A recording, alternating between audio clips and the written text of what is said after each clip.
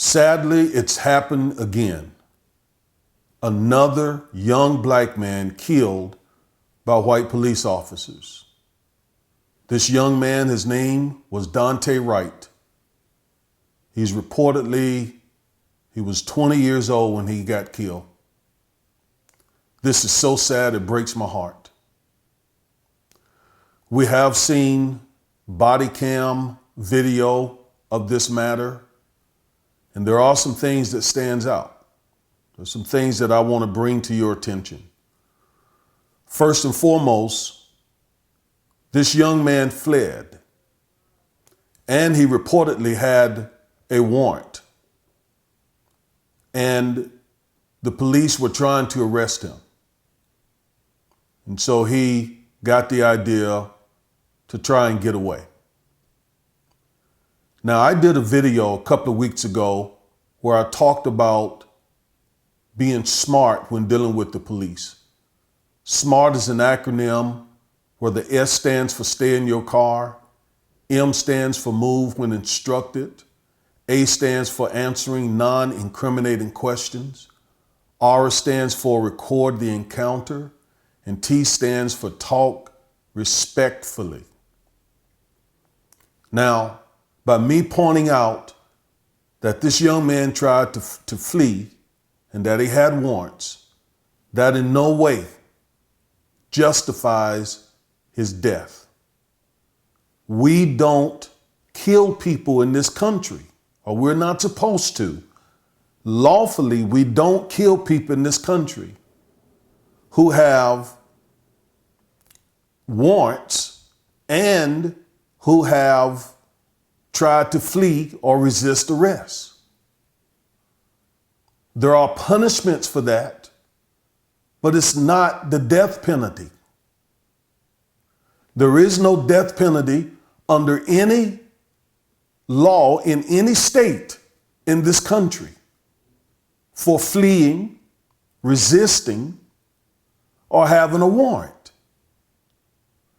Now, when someone is stopped and there is a warrant and they try and flee or they resist, yes, tensions tend to be higher. And that is the reason why I stress the SMART acronym.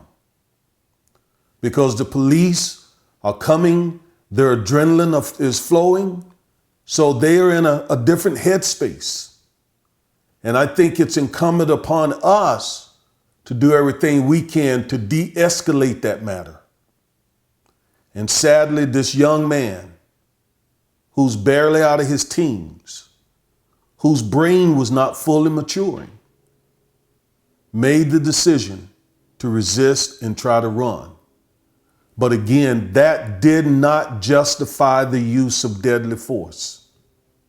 And I stress that because there are some of you who will look at that video and you will say, well, he caused it, he brought it on himself, he got what he deserved. That is so callous. That is so hard-hearted. We don't say that in other circumstances.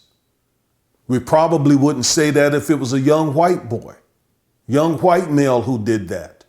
We wouldn't have that callous disposition.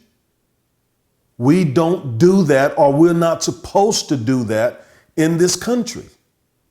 The United States Supreme Court, in a case called Tennessee v. Garner, made it very clear that the police does not have the authority to shoot an unarmed fleeing felon. And in this case, yes, he was fleeing in a vehicle, but the vehicle was pointed away from the police. Their lives were not in danger. Deadly force was not justified in this situation. It is clear from the video. That young man should have been allowed to drive off, and they'll get him later instead of killing him. Now, we understand the chief came out and said that this was an accident. Accident or not, deadly force was not justified, and this young man should still be alive. a young life was lost. And I'm not blaming him for it one bit, because he should have not been killed. Taking his life is not justified under these circumstances. And I keep saying it because I keep hearing people say that if you resist, if you run, and the police kill you, then you brought that upon yourself. That is not true. That is not legal, and that is not humane. Not in our country. Maybe in third world nations, but not in the United States of America, where, for example, in the Texas law, if you try to evade arrest and you're on foot, that is only a misdemeanor. And if you're in a car, that is a low-level third-degree felony. Both of those crimes have punishments that do not include the death penalty. So again, that young man, although he should not have tried to flee, and he should have handled that very differently, he still should be among us today. Why does this keep happening? Because, and I'm going to be honest, I'm going to be blunt. Black lives don't matter, especially black men. The lives of black men don't matter in this country. That is clear. And it doesn't matter what your status is. We can be doctors, we can be lawyers, we can be engineers, we can be pastors, or we can be out there on the street corner. Either way, they see past all that and they see a black man. And that is proven by 4 centuries of history.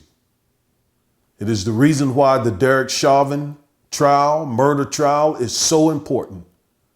There must be a conviction in that case so that the message is sent across the country. Police officers, you cannot indiscriminately take the lives of black men with impunity. Our lives matter. They matter to our families. They matter to our children. They matter to our wives. They matter to our mothers and fathers and cousins and brothers. They matter to our communities. They matter to society. We do matter. And that's why we need a conviction in this case. My heart and my prayers go out to the family of Daunte Wright. I am just heartbroken to see this and to hear about this. I'm also a father, and God forbid something like that would ever happen to me and my family. So I'm heartbroken like so many other people. And so we pray that this family gets justice for the life of this young man, and we pray more so that the message is sent across the country to police officers. Stop this. Now, the way we're going to get them to stop this is when we take some legislative actions, for example, and abolish qualified immunity, because that is the law that protects them from accountability. They know they will not be held accountable under civil law, and in most cases, they're not even held accountable under the criminal law. And that is the very reason why, again, this keeps happening, because they know they can get away with it. So keep the family of Daunte Wright in your prayers and in your thoughts. God bless you.